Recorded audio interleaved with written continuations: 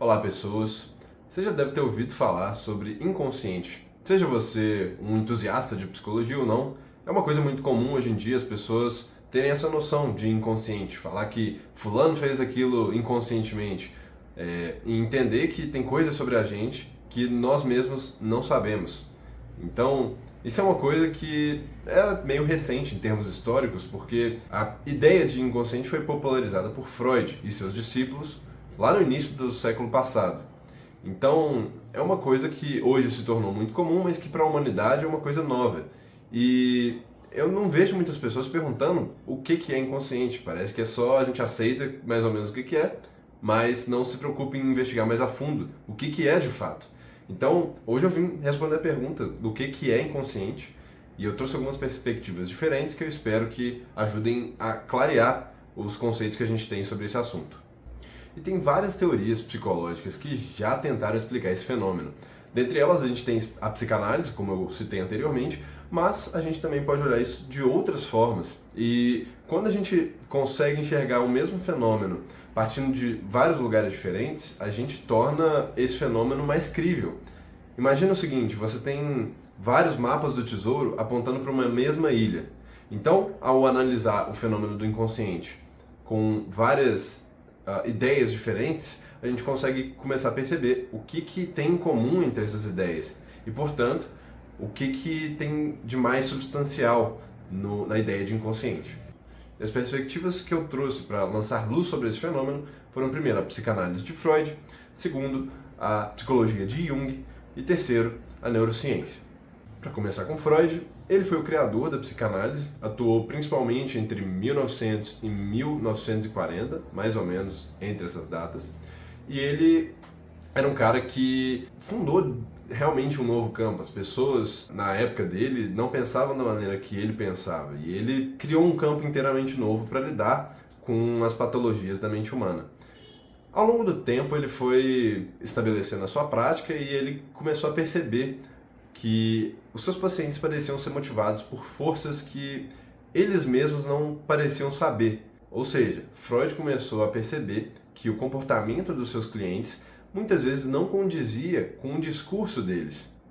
Então, aquilo que estava sendo dito nas sessões parecia indicar a existência de uma coisa a mais. E ele estava tentando ir além do óbvio, para tentar entender o que estava acontecendo com os clientes dele.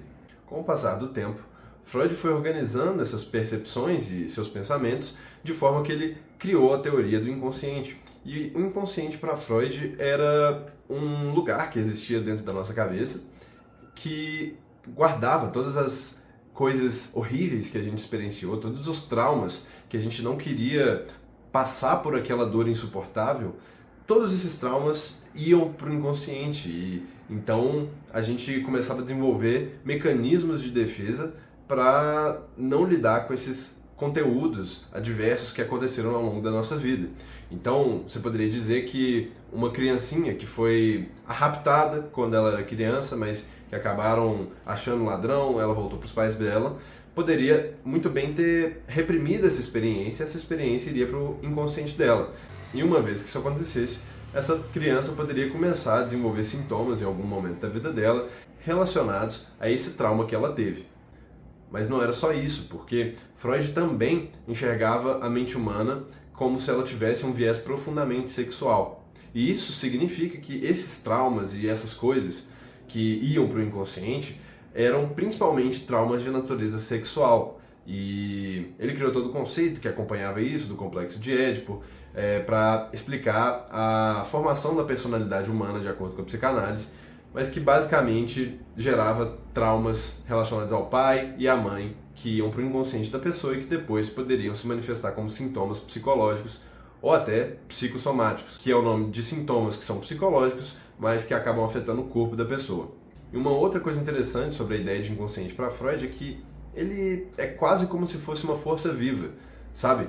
A gente, antes de essa ideia ser popularizada, costumava enxergar o ser humano como alguém que tinha muito controle sobre as suas faculdades, tinha consciência de si mesmo, mas isso é uma coisa que, em parte, a psicanálise quebrou isso, porque junto com a ideia de inconsciente foi introduzida a ideia de que nós não temos 100% de controle sobre nós mesmos.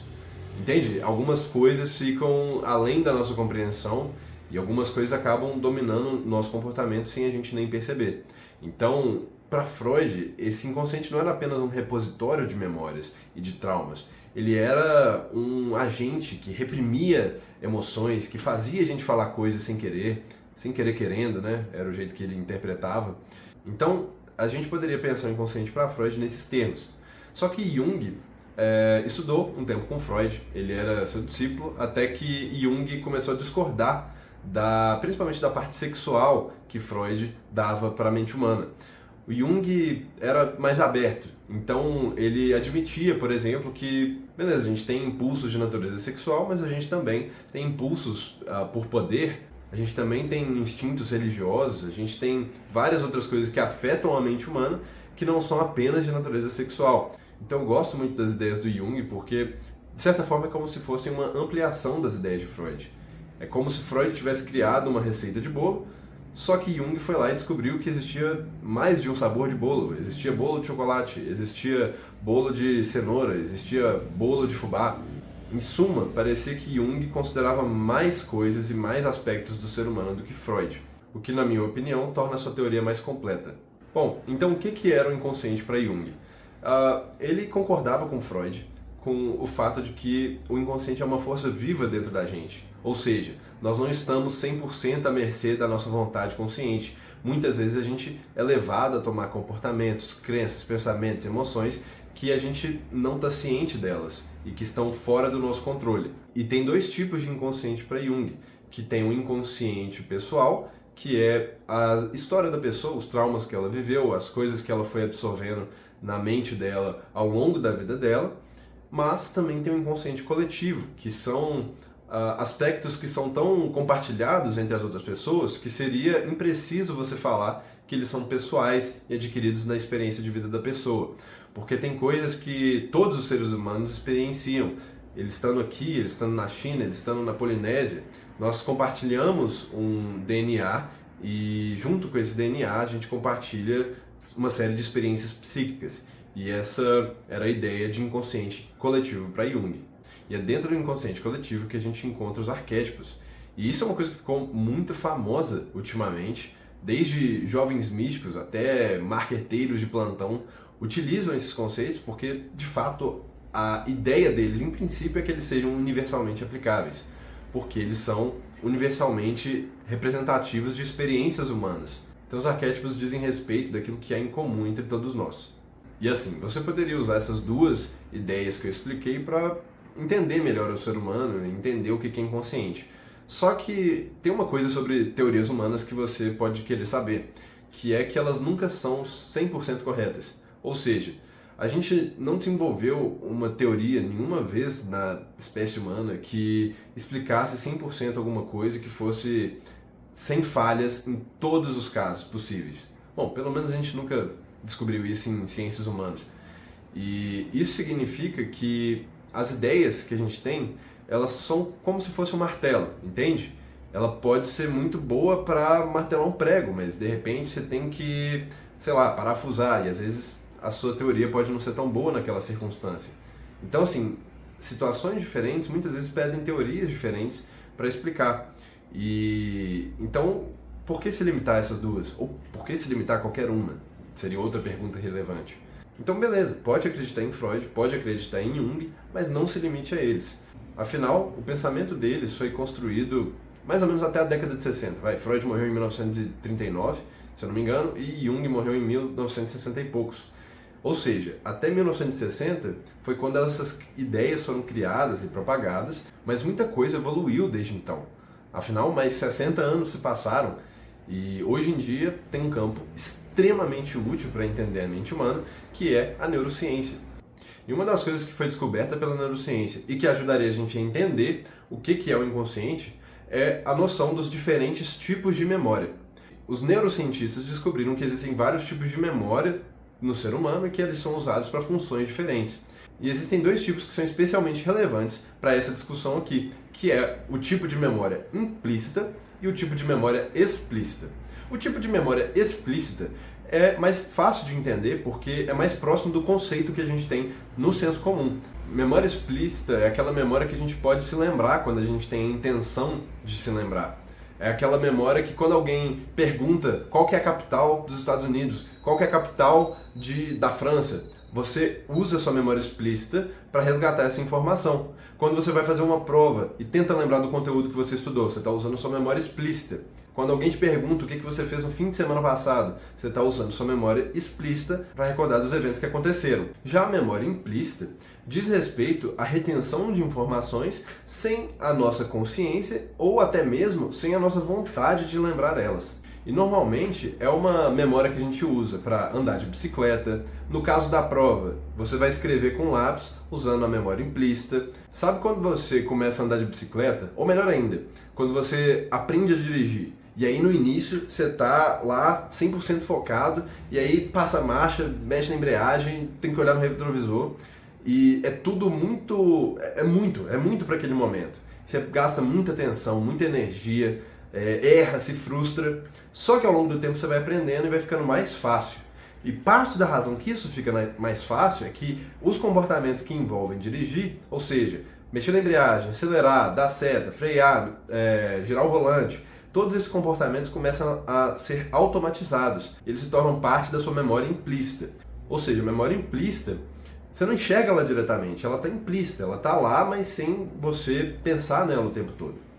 Bom, e com base nessas explicações, você já deve ter percebido uma semelhança entre o que a neurociência diz dos tipos de memória humanos e o que Jung e Freud diziam sobre o inconsciente. Ou seja, todos esses pontos de vista admitem o fato de que existem coisas sobre nós, seres humanos, que não estão sob o nosso controle, não estão sob a nossa consciência, não estão sujeitos à nossa vontade. Eles meio que acontecem sem a gente perceber.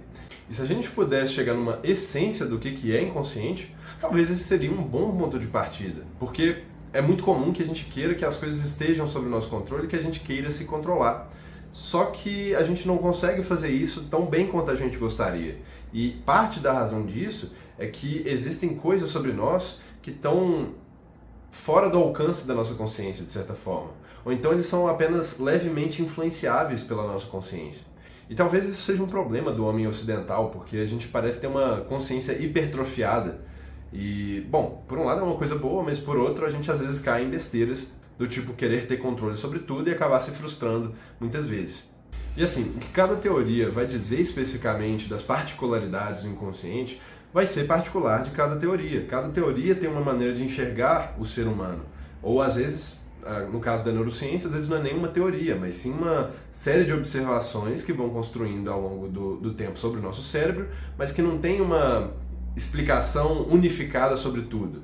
A gente tem essas fontes de informações diferentes, mas o que a gente faz com essas informações é que se encontra o real valor dessas informações. E o que a gente faz com as informações está sujeito àquilo que a gente acha que a gente deve fazer com essas informações. Então, assim, se você tem mais interesse sobre esse assunto, aí na internet está cheio de livro, de artigo e tal, para entender sobre o que é inconsciente. Duas coisas que eu acho interessantes de pontuar são que, primeiro, existem coisas que a gente sabe, mas a gente não sabe que sabe. Ou seja, o inconsciente é sobre aquilo que está dentro da gente, mas a gente não está consciente daquilo. De qualquer forma, aquilo está dentro da gente. Lembra do conceito de memória implícita? Tem coisas que a gente automatizou, que já não estão ao nosso alcance mental diretamente. São coisas que a gente só faz, elas só acontecem. E muitas vezes a gente cai numa cilada de tentar tirar a nossa responsabilidade sobre as nossas próprias ações, falando que eu não tive essa intenção, eu não fiz isso conscientemente. E daí? Foi você que fez de qualquer forma, entende? Não é porque você fez de forma inconsciente que isso não está sob sua responsabilidade. Você é um ser inteiro, você é o consciente e é o inconsciente também. Os psicanalistas desenvolveram mais a parte da solução sobre como lidar com o inconsciente e eles diziam que o importante era que você se relacionasse com essa parte de si que você não controla, porque ela tem suas próprias vontades e você vai ter que negociar com ela. Isso é uma coisa importante de entender. Você é você inteiro e muitas vezes você acha que você tem mais controle sobre você do que você de fato tem. E o caminho que começa o autoconhecimento pode começar a partir da noção de que você tem coisas inconscientes dentro de você e que talvez você só não esteja pronto ainda para admitir. E outra observação interessante que vem dessa ideia da gente saber, mas não saber que sabe, é que hoje em dia a gente está, de novo, sempre falo isso, mas é verdade, a gente está num mundo dominado pela ciência. E tem muitos cientificistas por aí que pensam de uma forma mais ou menos assim: só aquilo que é explicado é verdadeiro. Se você não consegue dizer alguma coisa, significa que ela não é real. Mas acontece que muitos de nós não são tão sofisticados assim para explicar o nosso comportamento e para explicar o mundo de uma maneira 100% explícita e coerente. A gente tem muitas outras coisas que a gente costuma priorizar ao gastar a nossa energia mental. Então não é porque você não consegue imediatamente explicar uma coisa que essa coisa não é real, entende? Às vezes a gente tem experiências tão complexas e tão difíceis de explicar, de sentir, de saber o que fazer com elas, que a explicação por meio de palavras é uma coisa difícil e às vezes não é nem a nossa prioridade. Então é isso, você pode aprender mais sobre esse assunto, entender mais sobre isso se você tiver interesse, mas lembre-se disso, o valor vem do que você faz com isso, não dessas ideias em si mesmas. Então é isso. Se você gostou do vídeo, clica no joinha aí embaixo, se inscreve no canal, compartilha com outras pessoas e comenta o que você achou, e até o próximo vídeo.